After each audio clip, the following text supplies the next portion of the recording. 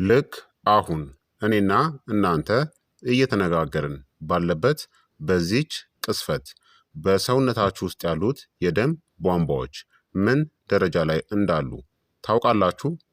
ልክ እንደ ቤት የውሃ ቧንቧ በቆሻሻ እናም በቅባት እየተደፈኑም ሊሆን ይችላል። በከተማችን ላይ ትልቁ አውራ ጎዳና በትራፊክ ወይም በቆሻሻ ከተዘጋ ምን ሊፈጠር እንደሚችል አስቡት።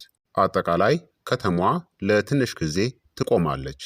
ልክ እንደዚሁ የእናንተ የደም ቧንቧዎች ኦክስጅንና አልሚ ምግብ ወደ መላው አካላችሁ የሚያጓጉዙ የሰውነታችሁ ዋና አውራ ጎዳናዎች ናቸው። ነገር ግን ባልተስተካከለ አመጋገብ፣ በጭንቀትና በኮሌስትሮል ምክንያት እነዚህ ጎዳናዎች ሲጠቡ ልባችሁ በከፍተኛ ውጥረት ውስጥ ይወድቃል። ብዙዎቻችን የልብ ህመም ምልክት እስኪያሳየን ድረስ አንጠነቀቅም። ነገር ግን አስደንጋጩ እውነታ በደም ቧንቧዎቻችን ውስጥ የሚከማቸው ይሄው አደገኛ ፕላክ ወይም ደግሞ የቅባት ክምችት ምንም አይነት የህመም ምልክት ሳይሰጠን ለዓመታት በሚስጥር ሊያድግ ይችላል። ታዲያ ይሄንን አደጋ ለመቀነስ ውድ ክኒኖችን መዋጥ ሳይጠበቅብን በኩሽናችን ውስጥ የሚገኙ ቀላል መጠጦች ብቻ የደም ቧንቧዎቻችንን በተፈጥሯዊ መንገድ ማጽዳትና ልባችንን መጠበቅ እንችላለን። ዛሬ ሳይንስ የመሰከረላቸውንና የደም ዝውውርን እንደ አዲስ የሚያነቃቁ 8 ተአምረኛ መጠጦችን እንመለከታለን። በተለይ ቁጥር 8 ላይ የምናየው መጠጥ ሁላችንም እያለን የምንረሳው ግን ደግሞ የደም ቧንቧን ዕድሜ የሚቀይር አስደናቂ መጠጥ ነው። እስከ መጨረሻው አብራችሁኝ ሁኑ። ከመጀመራችን በፊት ግን እንኳን ወደ ቻናሌ በደህና መጣችሁ። በሳይንስ የተደገፉ ቀላል የሆኑ የጤና ምክሮችን ከወደዳችሁ ላይክ፣ ሰብስክራይብ እንዲሁም ይህንን ጠቃሚ የጤና ትምህርት ለሌሎች ሼር ማድረጋችሁን እንዳትዘነጉ። ጥያቄያችሁንም በኮመንት ላይ አስፍሩልኝ፣ እመልስላችኋለሁኝ። ሰብስክራይብ ካደረጋችሁ ቀጥታ ወደ ሚስጥሩ እንግባ። የደም ቧንቧዎቻችን በሰውነታችን ውስጥ ኦክስጅንን እናም አልሚ ምግቦችን የሚያጓጉዙ እንደ አውራ ጎዳናዎች ናቸው። በጊዜ ሂደት ግን ያልተለመዱ የአመጋገብ ልማዶች፣ ማጨስ፣ የአካል ብቃት እንቅስቃሴ እጥረት፣ ከፍተኛ የሆነ የደም ግፊትናም ከፍተኛ የኮሌስትሮል መጠን በደም ቧንቧ ግድግዳዎች ውስጥ የቅባት ወይም የፕላክ ክምችት እንዲፈጠር ሊያደርጉ ይችላሉ። በአንድ ጀንበር የተዘጋ የደም ቧንቧን የሚያጸዳ አስማታዊ የሆነ መድኃኒት የለም። ይህን ማንም ሊነግራችሁ ይገባል። ነገር ግን የተወሰኑ መጠጦች የልብ ጤናን የሚደግፉ፣ ብግነት ወይም ደግሞ ኢንፍላሜሽንን የሚቀንሱ፣ የደም ዝውውርን የሚያሻሽሉ እናም ጤናማ የኮሌስትሮል መጠንን ለመጠበቅ የሚረዱ አልሚ ምግቦችንና ውህዶችን ይዘዋል። እነዚህን ድንቅ 8 መጠጦችን ልንገራችሁ። አንደኛ አረንጓዴ ሻይ ነው። አረንጓዴ ሻይ በምድራችን ላይ ካሉ በጣም ጤናማ መጠጦች ውስጥ አንዱ በመሆን ስምን አትርፏል። በውስጡ ካቴቺን የተባሉ በተለይም ደግሞ ኢጂሲጂ የተሰኘውን የደም ስሮችን በኦክሲዲቲቭ ስትረስ ምክንያት ከሚመጣ ጉዳት የሚከላከሉ ኃይለኛ አንቲኦክሲዳንቶችን ይዟል። ምርምሮችም እንደሚያሳዩት አዘውትሮ አረንጓዴ ሻይ መጠጣት እነዚህን ሊያደርግ ይችላል። ጤናማ የኮሌስትሮል መጠንን ይደግፋል፣ ብግነት ወይም ኢንፍላሜሽንን ይቀንሳል፣ የደም ስር ተግባራትን ያሻሽላል፣ ጤናማ የደም ግፊትንም ይደግፋል። ረጅም ዕድሜ በመኖር በሚታወቁ አካባቢዎች ያሉ ብዙ ሰዎች አረንጓዴ ሻይን እንደ የአኗኗር ዘይቤያቸው አካል አድርገው በየቀኑ ይጠቀማሉ። የሚጠጣበትም ምርጡ መንገድ በየቀኑ ከ1 እስከ 3 ኩባያ መጠጣት፣ ያለ ከባድ ስኳር መጠጣት፣ ጠዋት ወይም ከሰዓት በኋላ መጠጣት። ሁለተኛ የቀይ ስር ጭማቂ ወይም ጁስ ነው። የቀይ ስር ጭማቂ ብዙ ጊዜ የተፈጥሮ የደም ዝውውር ማሳደጊያ ተብሎ ይጠራል። ቀይ ስር የአንጀት ወይም የምግብ ናይትሬትስን የያዘ ሲሆን ይህም በሰውነታችን ውስጥ ወደ ናይትሪክ ኦክሳይድ ይቀየራል። ናይትሪክ ኦክሳይድ የደም ስሮች እንዲዝናኑ እናም እንዲሰፉ በማድረግ በመላው አካል ውስጥ ያለውን የደም ፍሰትን ያሻሽላል።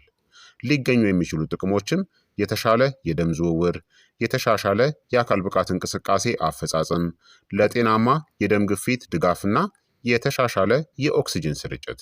የሚጠጣበትም ምርጡ መንገድ በየቀኑ ከግማሽ እስከ 1 ኩባያ መጠጣት፣ በተቻለ መጠን አዲስ ወይም ትኩስ ተዘጋጅቶ። ለተሻለ ጣዕም ከካሮት ወይም ከአፕል ወይም ከፖም ጋር ማዋሃድ። ታዲያ በፍጹም ስኳርን እንዳትጠቀሙ። ሶስተኛ የሮማን ጭማቂ ነው። ሮማን የደም ቧንቧ ግድግዳዎችን ለመጠበቅ በሚረዱ አንቲኦክሲዳንቶች የተሞላ ነው።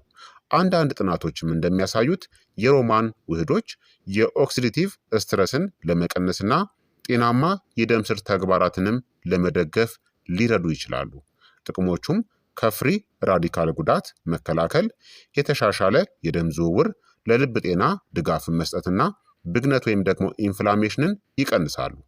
የሚጠጣበት ምርጡ መንገድም 100% ንጹህ የሮማን ጭማቂን መምረጥ፣ በጣም ጣፋጭ የተደረጉ ስኳር የበዛባቸውን ስሪቶችን ማስወገድ፣ በየቀኑ አንድ ትንሽ ብርጭቆ ብቻ መጠጣት በቂ ነው። አራተኛ የቲማቲም ጭማቂ ነው። ቲማቲሞች ከልብና የደም ስር ጤና ጋር በተያያዘው ላይኮፔን በተባለው ኃይለኛ አንቲኦክሲዳንቶች የበለጸጉ ናቸው። ላይኮፔን የቅባት ክምችት ወይም ደግሞ የፕላክ መፈጠር ሂደት ውስጥ አንዱ የሆነውን ኤልዲኤል ኮሌስትሮል ኦክሳይድን ለመቀነስ ሊረዳ ይችላል። የቲማቲም ጭማቂ ጤናማ የደም ቧንቧዎችን ይደግፋል፣ ብግነትን ወይም ኢንፍላሜሽንን ይቀንሳል፣ ጤናማ የኮሌስትሮል ሚዛንን ያሳድጋል፣ ቫይታሚን ሲ እናም ፖታሲየምን ደግሞ ያቀርባል።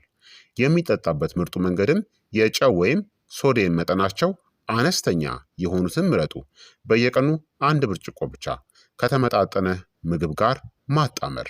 በፍጹም ስኳር ወይም ተጨማሪ ጨውን እንዳትጨምሩ። አምስተኛ የከርከዴ ሻይ ነው። ሂቢስከስ ቲ የምንለው የከርከዴ ሻይ ውብ ብቻ ሳይሆን ለልብም እጅግ ተስማሚ ነው። ይህ ደማቅ ቀይ ሻይ ጤናማ የደም ግፊትንና የደም ስር ተግባራትን ሊደግፉ የሚችሉ የእጽዋት ውህዶችን ይዟል። ሊገኙ የሚችሉ ጥቅሞችም የአንቲኦክሲዳንት ጥበቃ፣ ለጤናማ የደም ግፊት ድጋፍን ይሰጣል፣ የተሻሻለ የደም ዝውውርን ይጠብቃልና ብግነት ወይም ኢንፍላሜሽንን ይቀንሳል። የሚጠጣበት ምርጡ መንገድም በሞቃት ወይም በቀዝቃዛ ሁኔታ መጠጣት፣ በየቀኑ ከ1 እስከ 2 ኩባያ መጠጣት፣ እንዲሁም ያለ ትርፍ ስኳር መጠጣት። ስኳርን አትጠቀሙ። ስድስተኛ የዝንጅብልናም የሎሚ መጠጥ ነው። ዝንጅብልናም ሎሚ ኃይለኛ የሆነ ጥምረትን ይፈጥራሉ። ዝንጅብል ጸረ ብግነት ወይም አንቲ ኢንፍላማቶሪ ባህሪያት ያላቸውን ተፈጥሯዊ ውህዶችን የያዘ ሲሆን ሎሚ ደግሞ ቫይታሚን ሲ እናም አንቲኦክሲዳንቶችን ያቀርባል። በአንድ ላይ ሆነው እነዚህን ሊረዱን ይችላሉ። የደም ስር ጤናን ለመደገፍ፣ ብግነት ወይም ኢንፍላሜሽንን ለመቀነስ፣ ጤናማ የደም ዝውውርን ለማሳደግና የሰውነት በሽታ የመከላከል አቅምን ለመደገፍ። የሚጠጣበት ምርጡ መንገድም ትኩስ የሆነ የዝንጅብል ቁርጥራጮችን በሙቅ ውሃ ውስጥ መጨመር፣ ትኩስ የሎሚ ጭማቂን መጭመቅና ጠዋት ላይ መጠጣት። ሰባተኛ ያልጣፈጠ የኮኮዋ መጠጥ ነው። ይህ አስገራሚ መጠጥ ነው። ንጹህ ኮኮዋ የደም ስር ተግባርንና የደም ፍሰትን ለማሻሻል የሚረዱ ፍላቫኖልስ የተባሉ ተፈጥሯዊ ውህዶችን ይዟል። ምርምሮችም እንደሚያሳዩት የኮኮዋ ፍላቫኖልስ የደም ቧንቧዎች የመተጣጠፍ ባህሪያቸው እንዳይጠፋ ይረዳሉ፣ የደም ዝውውርን ይደግፋል፣ ጤናማ የደም ግፊትን ያሳድጋል፣ የኢንዶቴሊያል ተግባርንም ያሻሽላል።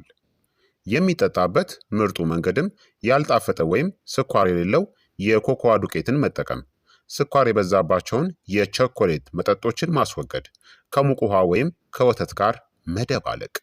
ስምንተኛ ውሃ ነው። በጣም ቀላሉ መጠጥ ብዙ ጊዜ በጣም ኃይለኛው ነው። በቂ ውሃ ከሌለ ደማችሁ ይበልጥ እየረጋ ይሄዳል። ይህም ልባችሁ ጠንክሮ እንዲሰራ ያስገድደዋል። ትክክለኛ የሰውነት ፈሳሽ መጠን እነዚህን ይረዳል።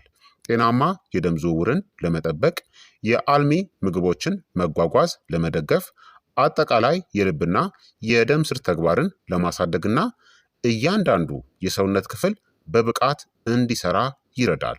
ብዙ ሰዎች ቀኑን ሙሉ የሰውነት ፈሳሽን ጠብቆ የመቆየትን አስፈላጊነት እየረሱ ልዩ በሆኑ መጠጦች ላይ ብቻ ያተኩራሉ። የሚጠጣበት ምርጡ መንገድም ቀኑን ሙሉ በመደበኛነት በቂ ውሃን መጠጣት። ወንዶች ከሆናችሁ እስከ 3 ሊትር፣ ሴቶች ከሆናችሁ ደግሞ ከ2 ሊትር ከግማሽ እስከ 2.7 ሊትር መጠጣት ያስፈልጋል። በሞቃት የአየር ጠባይናም በአካል ብቃት እንቅስቃሴ ወቅት ደግሞ የምጠጡት መጠናችሁን መጨመር አለባችሁ፣ ምክንያቱም ፈሳሽን ስለምታስወግዱ። እስኪጠማችሁ ድረስ ደግሞ እንዳትጠብቁ። ታዲያ አስታውሱ፣ ምንም አይነት መጠጥ ብቻውን አስቀድሞ የተከማቸን የቅባት ክምችት ወይም ደግሞ ፕላክን ሊያስወግድ አይችልም። ትልቁ ጥቅም የሚገኘው እነዚህ መጠጦች ከጤናማ ልማዶች ጋር ሲጣመሩ ብቻ ነው።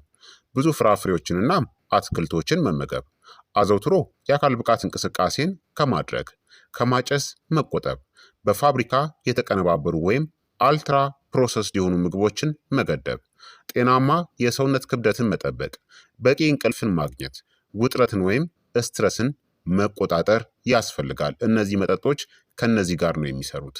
እነዚህ የአኗኗር ዘይቤ ምርጫዎች ጤናማ የደም ቧንቧዎችን እናም ጠንካራ ልብን ለመደገፍ በአንድነት ይሰራሉ።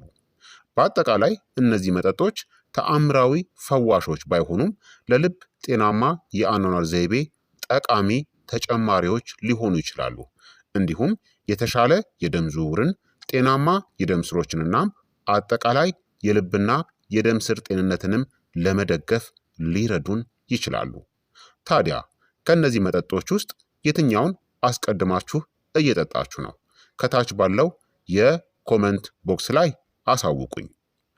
ይህ ቪዲዮ ደግሞ ጠቃሚ ሆኖ ካገኛችሁትናም ከተማራችሁበት ለተጨማሪ የጤና ትምህርቶች ሰብስክራይብ፣ ላይክ እንዲሁም ሼር ማድረጋችሁን በፍጹም እንዳትዘነጉ። ስለተመለከታችሁኝ እጅግ አመሰግናለሁኝ። በቀጣይ የጤና ትምህርት እስከምንገናኝ እኔንም እናንተንም ቸር ያቆየን። መልካም ጊዜ፣ መልካም ቆይታ